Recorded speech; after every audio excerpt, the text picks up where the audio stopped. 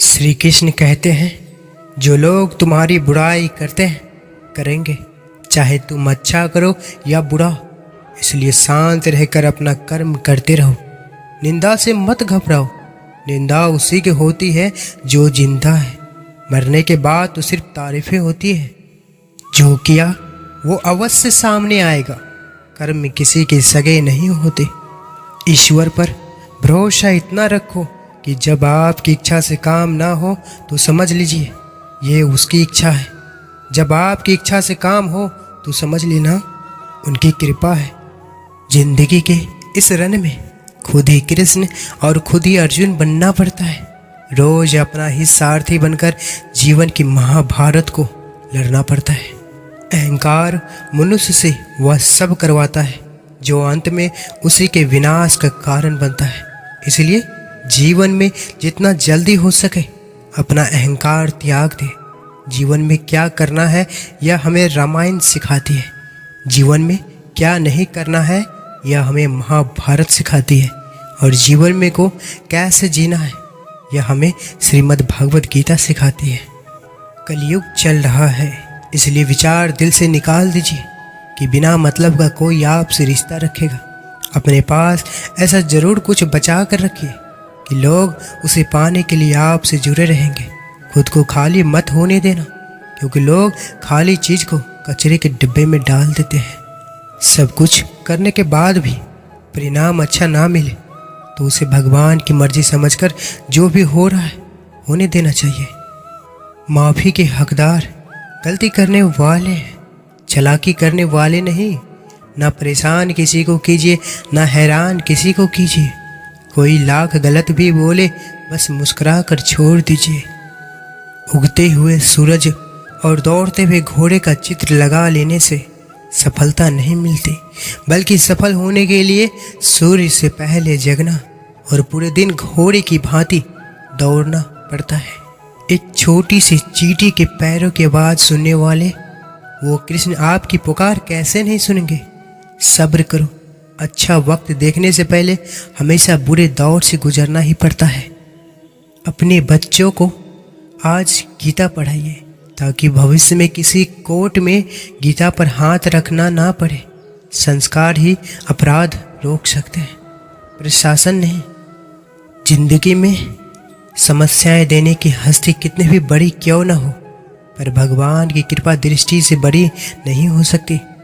भगवान जानते हैं आपने किस चीज़ के लिए कितना सब्र किया है, और यकीन मानिए आपकी सब्र के हर फल की कीमत अदा होगी। प्रभु पर विश्वास रखिए। किसी इंसान के कुछ समय के बुरे व्यवहार की वजह से उसको हमेशा के लिए बुरा मत समझो। कभी कभी हालात बुरे होते हैं, इंसान नहीं। दर्द और खुशी दोनों ही बहुत अच्छे शिक्षक हैं, क्योंकि यह दोनों ही अपनी अपनी परिस्थितियों में हमें बहुत कुछ सिखा जाते हैं। जो लोग किसी सच्चे व्यक्ति का दिल तोड़कर किसी तीसरे के पास खुशी ढूंढने चाहते हैं वो अक्सर धोखा खाते हैं। समय और स्थिति कभी भी बदल सकती है, अतः कभी किसी का अपमान ना करें और ना ही किसी को तुच्छ समझे। आप शक्तिशाली हो सकते हैं, पर समय आपसे भी शक्तिशाली है। समय जब पलटता है तो सब कुछ पलट देता है। इसलिए अच्छे समय में घमंड ना करें और बुरे वक्त में सब्र रखना ना छोड़ें। कर्म का गणित बहुत ही सीधा और सरल है। कर भला हो भला और कर बुरा तो हो बुरा। निर्णय लेते समय ना ज़्यादा खुश हो ना ज़्यादा दुखी हो।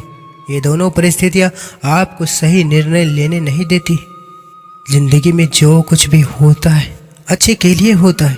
बुरा वक्त इसलिए आता है ताकि हम अच्छे वक्त की कीमत जान सकें, और लोग इसलिए बदल जाते हैं ताकि हम उनके असली चेहरे पहचान सकें कि वो क्या थे और हम उन्हें क्या समझ रहे थे। दुख आपका सर्वश्रेष्ठ मित्र है, क्योंकि वह आपसे ईश्वर की खोज करवाता है।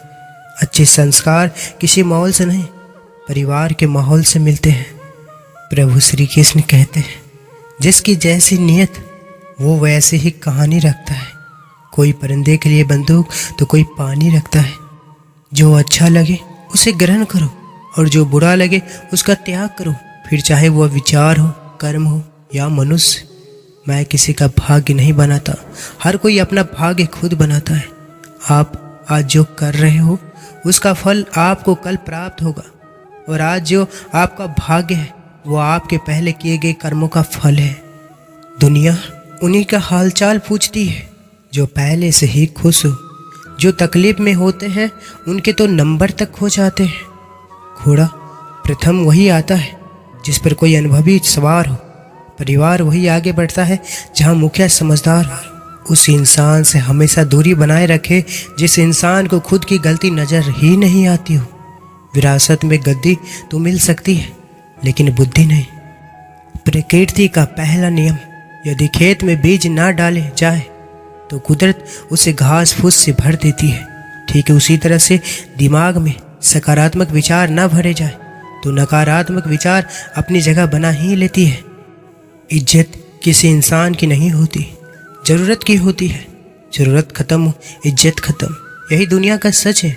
इंसान बड़ा होता है तो बचपन भूलता है, शादी हुई तो माता पिता को भूलता है, बच्चे हुए तो भाई बहन को भूल जाते हैं, अमीर हुआ तो गरीब भूलता है, और जब वृद्ध हुए तो भूला हुआ सब याद करता है। गीता का ज्ञान भुलाकर मानवता सदा ही हारी है। इसलिए संसार में आज भी महाभारत जारी है। अगर ईश्वर ने आपको नई शुरुआत करने का मौका दिया है तो फिर पुरानी गलतियां को मत दोहराइए। बल से ज़्यादा बुद्धि का उपयोग करो। बल तुम्हें लड़ना सिखाएगा और बुद्धि तुम्हें जीतना सिखाएगा।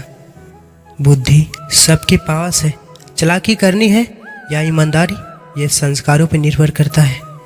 जो कृष्ण भजन करते नहीं, जो करे दान में ढेल, उनके धन को खा जाएंगे वैश्या वैद्य वकील। लक्ष्मण 14 वर्ष तक वनवास के दौरान एक भी दिन नहीं सोए। लक्ष्मण ने निंद्रा देवी से वरदान लिया कि उन्हें 14 साल तक नींद ना आए ताकि वह राम और सीता की रक्षा कर सके।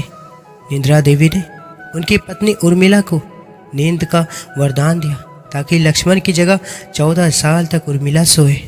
अच्छा बनना है तो अपने माँ बाप और प्रभु की नज़रों में अच्छे बनो। दुनिया वालों को क्या है, वो तो आपकी तरक्की में भी चलेंगे और नाकामी में भी हंसेंगे। प्रभु श्री कृष्ण कहते हैं, चिंता ना कर, वह भी रोएगा जो आज तुझे रुला रहा है। आप वापिस नहीं जा सकते, ना ही शुरुआत को बदल सकते हो, लेकिन आप जहाँ हैं वहीं से शुरू कर सकते हैं और अंत को बदल सकते हैं। जीवन जीने के लिए मौन आवश्यक है, परंतु जब बात मर्यादा की हो तो शस्त्र उठाना अनिवार्य हो जाता है। 100 काम छोड़कर भोजन करना चाहिए, 1000 काम छोड़कर स्नान करना चाहिए, लाख काम छोड़कर दान करना चाहिए और करोड़ों काम छोड़कर भगवान का स्मरण करना चाहिए। जब भी विनाश होने का प्रारंभ होता है, शुरुआत वाणी के संयम खोने से होती है। गीता में लिखा गया है, संसार में तुम्हारा अपना कोई नहीं है, सब अपने स्वार्थ के कारण ही तुमसे जुड़े हुए हैं। और जब तक इंसान को इस बात का एहसास नहीं होता, तब तक उसमें परमात्मा की प्राप्ति और प्रेम विश्वास नहीं उत्पन्न होता है। समय जब अन्याय करता है तो गवाहों की जरूरत नहीं पड़ती। पूरी दुनिया जीत सकते हैं संस्कार से, और जीता हुआ भी हार सकते हैं अहंकार से। माफ़ करना सीखिए, क्योंकि हम भी ईश्वर से यही उम्मीद करते हैं। मनुष्य अपना निर्माण और विनाश स्वयं ही करता है। सच बोलने की साहस कीजिए, परिणाम भुगतने की शक्ति परमात्मा देगा। मनुष्य का संपूर्ण जीवन उसके कर्मों से निर्मित होता है। जैसा कर्म करता है वैसा वह बन जाता है। श्री कृष्ण कहते हैं, सरल व्यक्ति के साथ किया गया छल आपके विनाश का द्वार खोल सकता है, चाहे आप कितने भी बड़े शतरंज के खिलाड़ी क्यों न हो। इंसान का कठिन समय दर्पण की तरह होता है, जो हमारी क्षमताओं को हमें दर्शन करवाता है। बुद्धि सबके पास है, चालाकी करनी है या ईमानदारी, ये संस्कारों पर निर्भर करता है। देने के लिए दान, लेने के लिए ज्ञान और त्यागने के लिए अभिमान उत्तम है। जिस डर से आत्मविश्वास की हानि होने लग जाए, उस डर का अंत करना आवश्यक हो जाता है।